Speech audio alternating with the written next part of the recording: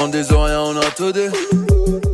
Yes, Massive Suspect qui est FBB pour parler d'ici, on parle pour rien dire. Et en disant rien, on a tout dit. Petit épisode de Specta réagit vite fait, puisque bon, j'ai posté une news dessus et j'ai vu que ça a fait pas mal de commentaires sur mon Instagram. Donc je me suis dit, bon, ben autant faire une vidéo pour ouvrir encore plus le débat, puisque certains d'entre vous, vous ne me suivez pas encore sur Instagram. Je vous ai dit de me suivre, mais les autres cadeaux, mes autres cafés, comme on dit.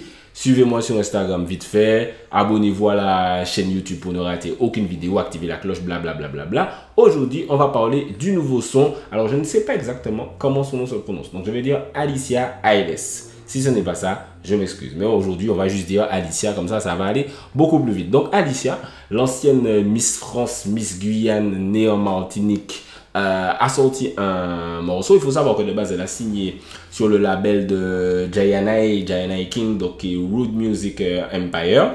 J'avais déjà tweeté où ça en est la signature d'Alicia chez Jayanai. Et comme par exemple, le mois dernier, quasiment un mois pile poil avant que le son sorte, j'avais tweeté, vous vous souvenez quand Alicia avait signé chez Jayanai et qu'elle n'avait rien sorti, et comme par hasard ils ont annoncé le son, ils ont sorti le son. Donc le son s'appelle Mojo. Donc je vous invite à aller l'écouter, parce que si je mets un extrait, j'avais fait ça pour le temps du vivre ensemble, le mec qui a produit le truc avait censuré ma vidéo. J'avais fait ça dans le temps pour un de mes sons, j'avais mis peut-être 3 secondes d'un clip de quelqu'un pour faire une illustration, la personne a supprimé mon clip aussi. Donc comme j'en ai marre qu'on supprime mes vidéos, vous pouvez aller voir le clip vous-même et on en discute tout de suite. Donc déjà, une ancienne Miss qui chante, pourquoi pas, il y en a qui ont déjà fait ça. Jade Voltige, bon, Jade Voltige était Miss Martinique, mais elle a fait des sons, elle a fait un son avec DJ Fly, machin, enfin voilà, ça existe, il y a des anciennes Miss qui font du cinéma. Donc déjà, c'est pas ça le problème de pourquoi tu es une Miss qui chante, etc. Peut-être qu'elle avait une passion pour la musique, même si elle n'avait pas de passion pour la musique. Peut-être qu'elle s'est dit, ah, tout le monde qui a chanté, moi qui a chanté aussi. Cardi B, c'est une stripteaseuse et maintenant c'est l'une des plus grosses rappeuses du game. Ça n'a aucun rapport, pourquoi pas. On rappelle qu'elle a signé avec Jayanai. Jayanai, c'est quand même un big dog de la musique guyanaise. Jayanai, sa carrière maintenant fait genre 10 ans. Bon, il a produit Bambi, il écrit pour Bambi, voilà, gros collaborateur. Donc voilà, signer avec Jayanai, c'est un peu en Martinique comme si tu signais avec, j'ai envie de dire X-Men, c'est à peu près la même chose. C'est pas exactement la même chose, parce que Jayanai a une portée quand même nationale dont on va parler. Et justement, sa portée nationale, on ne peut pas dire que ça lui vient de ça, mais il a un partenariat avec une entité qui s'appelle Scorpio Music Group. On dirait trop une équipe de super vilains dans un film, Scorpio. Ben, je crois que c'était le nom des méchants dans le flic de Shanghai. Ça n'a aucun rapport avec la vidéo. Bref. Donc, un partenariat avec Scorpio Music Group, qui est déjà le label, ou je sais pas, je pense que c'est un label, qui a aidé Jayanai et Bambi à être single door sur Woman Again. Si vous allez sur les plateformes de stream, pour les gens normaux qui streament, parce qu'on est en 2021 et qui téléchargé des sons sur YouTube toujours en 2021, c'est bizarre. Sur les sons de Jayanai, si vous allez sur les plateformes de stream, du coup, vous pouvez voir en bas écrit Scorpio Music under exclusive license from Rude Music Group. Un truc comme ça. En gros, ça veut dire que voilà, c'est une sorte de partenariat. On va pas entrer dans les débats de édition, de machin, etc.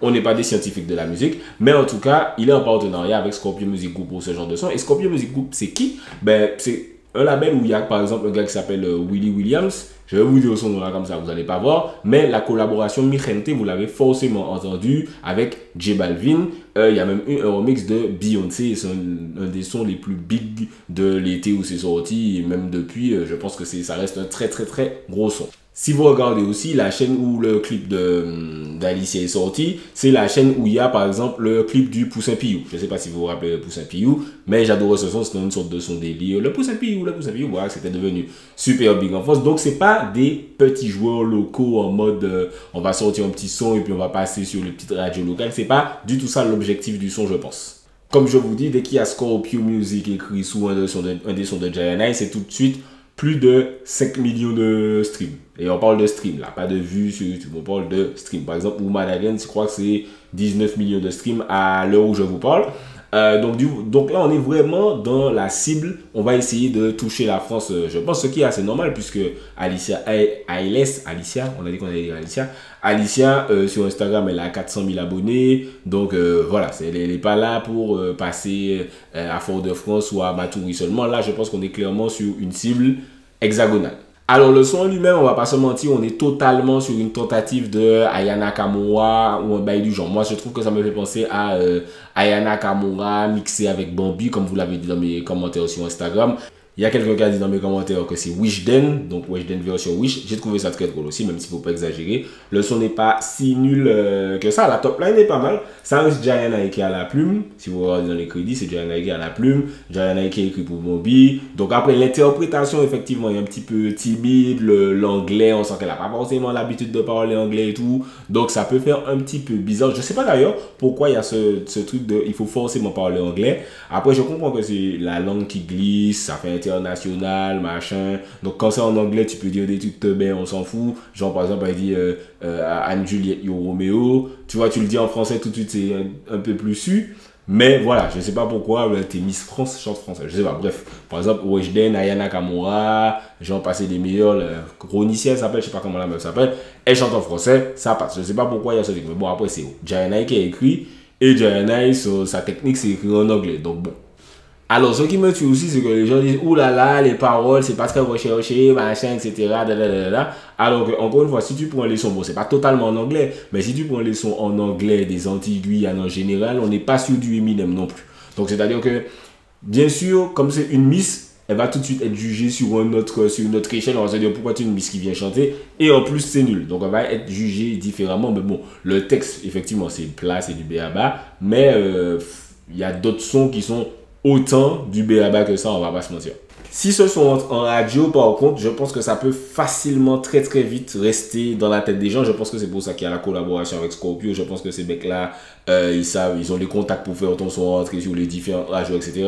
T'as Miss France qui sont en son, tu vas voir les radios, tu leur dis, hey, vas-y, j'ai Miss France qui a sorti un son, vas-y, rentre mon son, machin. Donc ça peut potentiellement être très dangereux. Après, ça peut aussi potentiellement flopper fort si ça rentre pas dans les bons médias, si le public refuse le son. Ça peut faire un petit peu la Miss qui a tenté la chanson et qui s'est totalement loupé et s'est ridiculisé. Donc en fait, c'est très double tranchant. Après, ça peut aussi être juste une expérience. Moi, j'étais là quand on quand il a dans les 150 000 partenariats là. Moi, elle dit, hey, j'ai envie de faire un son, Jayana ici de moi, je sors un son, boum, je fais 1 million de vues, j'ai fini avec ça et j'arrête de chanter. C'est aussi possible.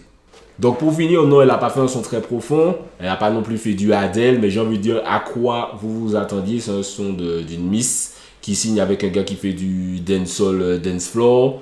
En 2021, c'était assez prévisible, elle n'a pas d'expérience dans la musique à part ça. Donc moi je savais déjà que ce serait un son à peu près comme ça. Donc n'hésitez pas à me dire ce que vous avez pensé du son dans les commentaires, si vous trouvez que c'est nul comme les gens sur Instagram. Si vous êtes un petit peu plus indulgent, n'hésitez pas à me dire si vous attendez une brand new encore d'Alicia. C'était Spectacle pour Parole Inutile. On parle pour ne rien dire, en disant rien. On a tout dit. On des oreilles, on a tout dit.